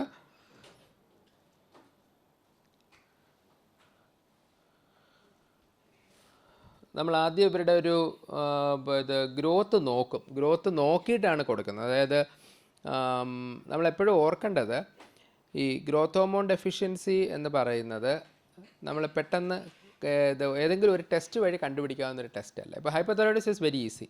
നമ്മൾ പോകുന്നു T4 ഫ്രീ T4 TSH ചെയ്യുന്നു. നമ്മളത് TSH കൂടുതലും T4 കുറവാണെങ്കിൽ കഴിഞ്ഞ ഹൈപ്പോതൈറോയിഡിസം. ഗ്രോത്ത് ഹോർമോണിനെ സംബന്ധിച്ചിടത്തോളം ഗ്രോത്ത് ഹോർമോൺ നോക്കി നോർമൽ ആണെങ്കിലും ലോ ആണെങ്കിലും അത് ഇന്ന ഡിസീസാണെന്ന് പറയാൻ നമുക്ക് പറ്റത്തില്ല. ഇപ്പോൾ ഗ്രോത്ത് ഹോർമോൺ എന്ന് നമ്മൾ എഴുതി കൊടുത്ത് ലാബിൽ ചെന്ന് ചെയ്യുമ്പം ലോ ആയിട്ട് കിട്ടിയാൽ അതിൻ്റെ അർത്ഥം ഗ്രോത്ത് ഹോർമോൺ കുറവെന്നല്ല. കാരണം എന്ന് വെച്ചാൽ growth hormone is a pulsatile hormone. അത് ഒരു ഇപ്പം നോക്കുമ്പോൾ ഇത്രയും പൊക്കത്തിലുണ്ടെങ്കിൽ ഒരു 10 മിനിറ്റ് കഴിഞ്ഞ് നോക്കിയാൽ ചിലപ്പം ഒട്ടും കാണത്തില്ല. അപ്പോൾ നമ്മൾ എപ്പോഴാണ് മെഷർ ചെയ്യുന്നത്? പൊക്കത്തിൽ നിൽക്കുമ്പോൾ മെഷർ ചെയ്താൽ നമുക്ക് നോർമൽ കിട്ടും, താഴ്ന്ന് നിൽക്കുമ്പോൾ മെഷർ ചെയ്താൽ നമുക്ക് ലോ കിട്ടും. അപ്പോൾ അതുകൊണ്ട് നമുക്ക് അറിയാൻ പറ്റും. അതുകൊണ്ട് തന്നെ ഗ്രോത്ത് ഹോർമോൺ നോക്കുന്നത് എപ്പോഴും നമ്മൾ പേഷ്യൻറ്റിനെ അഡ്മിറ്റ് ചെയ്ത് ഹോസ്പിറ്റലിൽ അഡ്മിറ്റ് ചെയ്ത് ഒരു സ്റ്റിമുലേറ്റ് ചെയ്യുന്ന ഡ്രഗ് കൊടുക്കും. ഗ്രോത്ത് ഹോർമോൺ സ്റ്റിമുലേറ്റ് ചെയ്യുന്ന ഒരു ഡ്രഗ് നമ്മൾ സാധാരണ ക്ലോണിഡിനാണ് യൂസ് ചെയ്യുന്നത്. അത് കൊടുത്തിട്ട് പിന്നെ ഒരു 4-5 സാമ്പിൾ സബ്സിക്വൻ്റ് ആയിട്ട് നോക്കും. എന്നിട്ട് അതിൽ എല്ലാ വാല്യൂസും 7ൽ താഴെയാണെങ്കിലാണ് നമ്മൾ 5 തവണ നോക്കി എല്ലാ വാല്യൂസും 7ൽ താഴെയാണെങ്കിലാണ് നമ്മളതിനെ ഗ്രോത്ത് ഹോർമോൺ ഡെഫിഷ്യൻസി ആയിട്ട് കൺസിഡർ ചെയ്യുന്നത്. എന്നാലും തെറ്റ് വരാം. അപ്പോൾ അതുകൊണ്ട് തന്നെ നമ്മൾ ഗ്രോത്ത് ഹോർമോൺ ഡെഫിഷ്യൻസി എന്ന് വിചാരിക്കുമ്പോൾ ആദ്യം നമ്മൾ ഇവർ വളരുന്നുണ്ടോ എന്ന് നോക്കും. അപ്പോൾ അതിന് most important thing is we need to know the height velocity. Height velocity എന്ന് വെച്ചാൽ ഒരു വർഷത്തിൽ ഒരു കുട്ടി എത്ര വളർന്നു, മനസ്സിലായി? ഹൈറ്റ് വെലോസിറ്റി വേണമെങ്കിൽ എന്ത് വേണം? നമുക്ക് മൾട്ടിപ്പിൾ ഗ്രോത്ത് ചാർട്ട് റെക്കോർഡിങ്സ് വേണം. അതാണ് നമുക്കില്ലാത്ത ഏറ്റവും പ്രധാനപ്പെട്ടൊരു സാധനം. അപ്പോൾ നമ്മുടെ എൻഡോക്രൈൻ ക്ലിനിക്കിൽ കുഞ്ഞുങ്ങൾ ഇങ്ങനെ വരുമ്പോൾ 12 വയസ്സ് 13 വയസ്സുള്ള കുട്ടികൾ വന്നിട്ട് അവരുടെ ഒരു റെക്കോർഡിങ് പോലും ഇല്ല. അവരുടെ ഹൈറ്റ് കുറവാണെന്ന് ആദ്യമായിട്ട് നമ്മൾ മെഷർ ചെയ്യുമ്പോഴാണ് അവർ മനസ്സിലാക്കുന്നത്. ഈ അടുത്ത സമയത്ത് ഒരു കൊച്ചു വന്നു, ഭയങ്കര ഷോർട്ട്. അപ്പം ഞാൻ ചോദിച്ചു ആരാ റെഫർ ചെയ്തതെന്ന് ചോദിച്ചു. സാധാരണ നമ്മൾ ചോദിക്കുമല്ലേ ഡോക്ടറെ റെഫർ ചെയ്തെന്ന് ചോദിച്ചു. അവർ അത് ടൈലർ പറഞ്ഞിട്ടാണ് വന്നതെന്ന്. അപ്പം ഞാൻ ചോദിച്ചാൽ അതെന്താ? അല്ല, ടൈലർ പറഞ്ഞു ഇങ്ങനെ ഓരോ തവണയും നിങ്ങളുടെ കൊച്ചിൻ്റെ യൂണിഫോം ഞാൻ തയ്ക്കുമ്പോൾ ഒരേ അളവാണ് വരുന്നത്, അളവിലൊന്നും ഒരു മാറ്റവും ഇല്ല, നിങ്ങൾ ഏതെങ്കിലും ഡോക്ടറെ കാണിക്കും. See how smart is the tailor. നമ്മളെല്ലാം ഈ പിള്ളേരെ പല കാര്യങ്ങൾക്ക് കാണുന്നുണ്ട്. ഞങ്ങൾ പീഡിയാട്രിഷ്യന്മാർ കാണുന്നു, നിങ്ങൾ കാണുന്നു, ഇമ്മ്യൂണൈസേഷൻ എടുക്കുന്നു, എല്ലാം. We never bother to measure and we never bother to plot. മനസ്സിലായല്ലോ? So that is a very very important thing. നമ്മൾ ഇല്ലാന്നുണ്ടെങ്കിൽ പലപ്പോഴും ഇവർ വരുന്നത് ഭയങ്കര താമസിച്ചാണ്. ഇപ്പോൾ ടെർണർ സിൻഡ്രോം എന്ന് പറഞ്ഞൊരു അസുഖമുണ്ട്. ടെർണർ സിൻഡ്രോം നിങ്ങൾ കേട്ടിട്ടുണ്ടായിരിക്കും. അപ്പോൾ അവർക്ക് ഷോർട്ട് സ്റ്റാച്ചർ മാത്രമല്ല പീരീഡ്സ് ഒന്നും വരത്തില്ല ആ കുഞ്ഞുങ്ങൾക്ക്. അപ്പോൾ അതിൽ നമ്മൾ ഒരു സ്റ്റഡി നടത്തി നോക്കിയപ്പം പീഡിയാട്രിക്സിൽ വരുന്നതിനേക്കാളും കൂടുതൽ ടേണർ സിൻഡ്രോം വരുന്നത് ഗൈനക്കിലാണ്. കാരണം എന്ന് വെച്ചാൽ 16ഉം 17ഉം വയസ്സായിട്ട് പീരീഡ്സ് ആവാത്തപ്പോഴാണ് ഇവർ ഗൈനക്കോളജിസ്റ്റിനോട് ചെല്ലുന്നത്. ഇതെല്ലാം ഇത്രയുള്ള ആളുകളാണ്. അപ്പം ഈ ഹൈറ്റ് കുറവ് എന്നുള്ളതിനെ നമ്മൾ ഐഡൻറ്റിഫൈ ചെയ്യുന്നില്ല, അതൊരു മെഡിക്കൽ പ്രോബ്ലമായിട്ട് കണ്ടെത്തുന്നില്ല. മനസ്സിലായില്ലേ? So it is very very important that you measure children and identify that.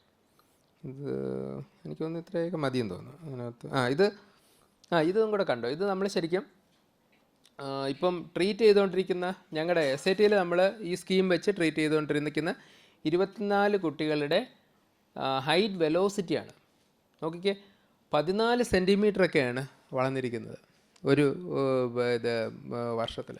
ഒരു വർഷം എന്ന് പറഞ്ഞാൽ എനിക്കൊന്ന് 6 മാസം ട്രീറ്റ്മെൻറ്റ് ഉള്ളവരെ നമ്മൾ ഡബിളാക്കി എടുത്തിട്ടുണ്ട്. ഒരു വർഷമുള്ളവർ വളരെ കുറച്ച് പേര് കാണും. Okay, so that is very very important. Okay,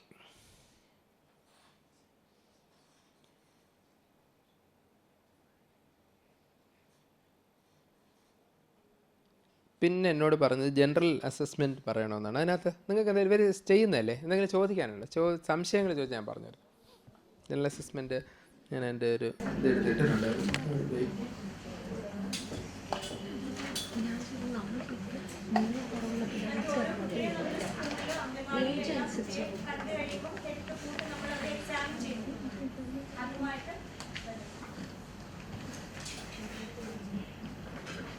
പറഞ്ഞു ചോദിച്ചാൽ പറഞ്ഞുതരാം.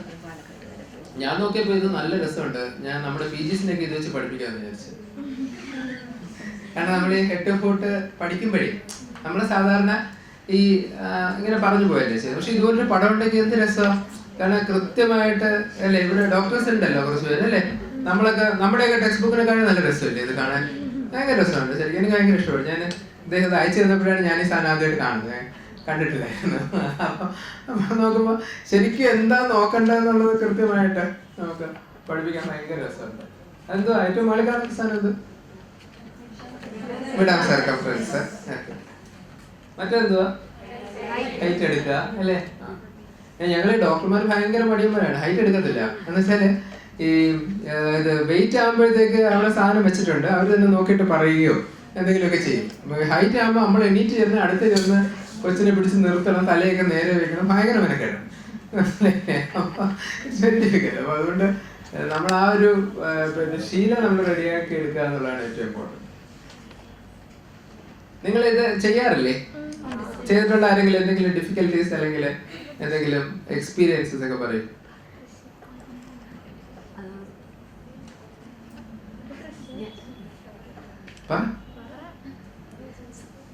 ഈ RBSK നഴ്സസ് എന്ന് പറയുന്നത് കമ്മ്യൂണിറ്റി നഴ്സസ് അല്ലേ? ആളുകളെ സംസാരിക്കുന്ന ആളുകളെ സംസാരിക്കും. ഹെഡ് സർക്കംഫറൻസ് ഞാനൊരു ദിവസം ഒരു കുട്ടിയെ സ്ക്രീൻ ചെയ്തപ്പോൾ ചെറിയ കുട്ടിയാണ്, അപ്പം അവര് 2 വയസ്സായിട്ട്, അപ്പൊ ഹെഡ് സർക്കംഫറൻസ് നല്ലതായിട്ട് കൂടുതൽ കാണാം, 54-55. എനിക്ക് ഡൗട്ട്, സൈഡിലോട്ട് ഹെഡ് ഒരു സൈഡിലോട്ട് ചെറുതായിട്ട് ചരിഞ്ഞിരിക്കുന്നുണ്ട്. അപ്പം അവരെന്നോട് പറഞ്ഞു അവരുടെ ഫാമിലി ഹിസ്റ്ററി അനുസരിച്ച് അങ്ങനെയാണ്, അവർക്ക് അത് കുറച്ച് കഴിയുമ്പോൾ ശരിയാകും. ഞാൻ റിക്വസ്റ്റ് ചെയ്തു, നിങ്ങൾ ജസ്റ്റ് ഒന്ന് പീഡിയാട്രിഷ്യനെ എനിക്ക് വേണ്ടി ഒന്ന് കാണിക്കുമോ, കാണിച്ചിട്ട് നോർമൽ ആണെങ്കിൽ ഓക്കെ എന്ന് പറഞ്ഞു. അങ്ങനെ ഞങ്ങളുടെ ചെർപ്പളശ്ശേരി എന്ന് പറഞ്ഞ സ്ഥലത്ത് പീഡിയാട്രിഷ്യനെ കാണിച്ചപ്പം മാഡത്തിന് കുറേ ഡൗട്ട് ഹൈഡ്രോസെഫാലിസ് ആണ്. അങ്ങനെ ന്യൂറോ സർജനെ കാണിച്ചപ്പം ഹൈഡ്രോസെഫാലിസ് ആയിരുന്നു. അതിപ്പോൾ സർജറി കഴിഞ്ഞ് സുഖമായിട്ടിരിക്കും. നമ്മൾ വിചാരിക്കും ഇതൊക്കെ വെറുതെ ഒരു ഉടായ്പാണ്. Identify lot of things. ഈ പറഞ്ഞതുപോലെ we get cases from the field. അതുകൊണ്ടാണ് ഞാൻ നിങ്ങളോട് ചോദിച്ചതിന്റെ കാര്യം. ഞാൻ വെറുതെ ചോദിച്ചാൽ we get cases from the field. ഇഷ്ടം പോലെ കേസസ്. ഈ പറഞ്ഞ പോലെ ഇത് RBSK നഴ്സസ് പിക്ക് ചെയ്ത് ഇതുപോലെ പല സാധനങ്ങളും നമ്മുടെ അടുത്ത് വരുന്നുണ്ട്. ഇപ്പൊ ചില ഈ കഫേലെ സ്പോർട്സ് കണ്ടിട്ട് നമ്മൾ ഇവാലുവേറ്റ് ചെയ്യുമ്പോൾ അത് ന്യൂറോ ഫൈബ്രോപറ്റോസിസ് ആകുന്നു. ഇത് ആ ഒരു സിസ്റ്റം ഉള്ളത് കൊണ്ടാണ് നമുക്കത് ഐഡന്റിഫൈ ചെയ്യാൻ പറ്റുന്നത്. So it's very important. Head circumference ഒക്കെ നമ്മൾ ഈ വേറൊരു കാര്യം നിങ്ങൾ ചെയ്യേണ്ടതെന്ന് പറഞ്ഞാൽ നമ്മുടെ ഒരു MCP കാർഡ് എന്ന് പറഞ്ഞൊരു സാധനം ഉണ്ടെന്നേ ഉള്ളൂ, അത് ആരും ഉപയോഗിക്കുന്നില്ല. ഞാൻ വരുന്ന എല്ലാ പേഷ്യന്റും വാങ്ങിച്ച് നോക്കാറുണ്ട്, അതിനകത്ത് ഒന്നും എഴുതിയിട്ടുമില്ല. അല്ല അത് ഇല്ലില്ല, അവർ ചെയ്യുന്നെന്ന് പറയുന്നത് അല്ല, ചെയ്യണം കേട്ടാ. അത് അല്ല, അപ്പൊ അതിനകത്തൊരു കൺഫ്യൂഷൻ. ഞാൻ കഴിഞ്ഞ ദിവസം അംഗൻവാടിയിൽ ഇത് പറഞ്ഞപ്പോൾ അവർ പറഞ്ഞു അത് അംഗൻവാടിക്കാരുടേതല്ല, അത് അത് അത് ഹെൽത്ത് സർവീസുകാരുടെയാണ്. ഇത് വേറെ. ഞാൻ പറഞ്ഞ അങ്ങനെയൊന്നുമില്ല, പിള്ളേരെ നോക്കുന്ന എല്ലാവരുടെയും കൂടിയാണ് MCP കാർഡ്. ശരിക്കും അതിനകത്ത് ആദ്യത്തെ കോളത്തിൽ അവർ ഈവൻ എഴുതിയിട്ടുണ്ട് ഇതുപോലെ, which hospital you are selecting, government private എന്ന് പറഞ്ഞാൽ ഈവൻ പ്രൈവറ്റ് ആശുപത്രിയിൽ പോകുന്നവർക്ക് നമ്മളിത് കൊടുക്കുകയല്ലേ. അപ്പോൾ ഇത് യൂസ് ചെയ്യുകയാണെങ്കിൽ ഈ പറഞ്ഞ പോലെ നിങ്ങൾ പറഞ്ഞ ഒരുപാട് കാര്യങ്ങൾ വളരെ എളുപ്പത്തിൽ നമുക്ക് അതിനകത്ത് ഹെഡ് സർക്കംഫറൻസിന് കോളമുണ്ട്. പിന്നെ ഓരോ മാസത്തിലും വായിച്ചിട്ടുണ്ടോ നിങ്ങളെല്ലാവരും? വായിക്കുകയും പഠിപ്പിക്കുകയും വേണം. അമ്മമാരെ പഠിപ്പിക്കുക. നമ്മുടെ ഇമ്മ്യൂണൈസേഷൻ ക്ലിനിക്കിലേക്ക് അവർ വരുമ്പോഴത്തേക്ക് അവരെ കൊണ്ട് വായിക്കുക. DICയിൽ ഒരു സെഷൻ വെക്കുക എല്ലാ മാസവും ഈ വരുന്ന പേഷ്യൻസിനെ കൊണ്ട് ഈ സാധനം വായിപ്പിച്ചിട്ട്. ശരിക്കും ഒരു ട്രഷർ ഓഫ് ഇൻഫർമേഷനാണ് കേട്ടോ. അതിന് ട്രെയിനിങ് ഒക്കെ നടന്നിട്ടുണ്ടോ? പക്ഷെ പലർക്കും അറിഞ്ഞൂടാ. നമ്മൾ ഈ ഫീൽഡിൽ ചെല്ലുമ്പോഴേ GPHമാർക്കും ഒന്നും വലിയ ധാരണയില്ല. ട്രെയിൻ ചെയ്തത് അല്ലേ കൊടുത്തു, പക്ഷെ കൊടുത്തു കഴിഞ്ഞാൽ പിന്നെ അത് പോയി. കാരണം അത് ആകെപ്പാടെ യൂസ് ചെയ്യുന്നത് ഇമ്മ്യൂണൈസേഷൻ ആ ലാസ്റ്റ് പേജ്, അത് മാത്രമേ സാധ്യതയുള്ളൂ അല്ലേ. അല്ല ഞാനിപ്പോ ഞാൻ പറഞ്ഞില്ലേ, നമ്മുടെ ആശുപത്രിയില് ടീച്ചിങ് ഹോസ്പിറ്റലിൽ പോലും ഇവർ ഇമ്മ്യൂണൈസേഷൻ ക്ലിനിക്കിൽ ഹൈറ്റും വെയിറ്റും എടുക്കത്തില്ല. നമ്മളിപ്പോ നിർബന്ധമായിട്ട് അവിടെ പോയി ഇടയ്ക്കിടയ്ക്ക് പോയി നോക്കുകയാണ്. ഇത് എടുക്കുന്നില്ലേ പിന്നെ എന്ത് വെൽ ബേബി വിസിറ്റ് എന്ന് പറഞ്ഞാൽ കുത്താൻ വേണ്ടിയിട്ടാണെങ്കിൽ അങ്ങനെ ഒരു വിസിറ്റിന്റെ ആവശ്യമില്ല. നമ്മൾ എവിടെയെങ്കിലും കൊണ്ടുപോയി വഴിയിൽ വെച്ച് കുത്തി കൊടുത്താൽ പോലെ. നമ്മൾ വെൽ ബേബി വിസിറ്റ് എന്ന് പറഞ്ഞാൽ എല്ലാ സാധനങ്ങളും നമ്മൾ നോക്കണം. അവരുടെ ഗ്രോത്ത് നോക്കണം, ഡെവലപ്മെന്റ് നോക്കണം, അഡ്വൈസസ്. ഈ ബ്രസ്റ്റ് ഫീഡിംഗ് ഒക്കെ ഇടയ്ക്ക് നിന്ന് പോകുന്നതിന്റെ പ്രധാന കാരണം അതാ. കാരണം 1.5 മാസത്തിൽ അവർ വരുമ്പോൾ നമ്മൾ ചോദിക്കുമോ പാല് കൊടുക്കുന്നു? നമ്മൾ ചോദിക്കണം. നമ്മൾ ചോദിച്ചില്ല എന്നുണ്ടെങ്കിൽ നിന്ന് പോകും, ഒരു സംശയമില്ല കാര്യത്തിൽ. അത് ഓരോ വിസിറ്റ് ഇപ്പം നമുക്ക് 11 വിസിറ്റ്സ് പറയും. WHO ഒരു കൺസെപ്റ്റ് 11 വിസിറ്റ്സ് ഉണ്ട്. അതായത് ബർത്ത് കഴിഞ്ഞൊരു വിസിറ്റ്, പിന്നെ അത് കഴിഞ്ഞ് 6 വീക്സ്, 10 വീക്സ്, 14 വീക്സ്, 9 മന്ത്സ്, പിന്നെ അത് കഴിഞ്ഞ് 1.5 വയസ്സ്, പിന്നെ ഓരോ 6 മാസം 3 വയസ്സ്. അപ്പൊ നമുക്ക് 11 വിസിറ്റ്. ഇപ്പൊ ഈ 11 വിസിറ്റ് പ്രോപ്പറായിട്ട് പോയാല് ഒരു കുഞ്ഞിനും നമുക്ക് ഒന്നും മിസ് ചെയ്ത് പോകാം.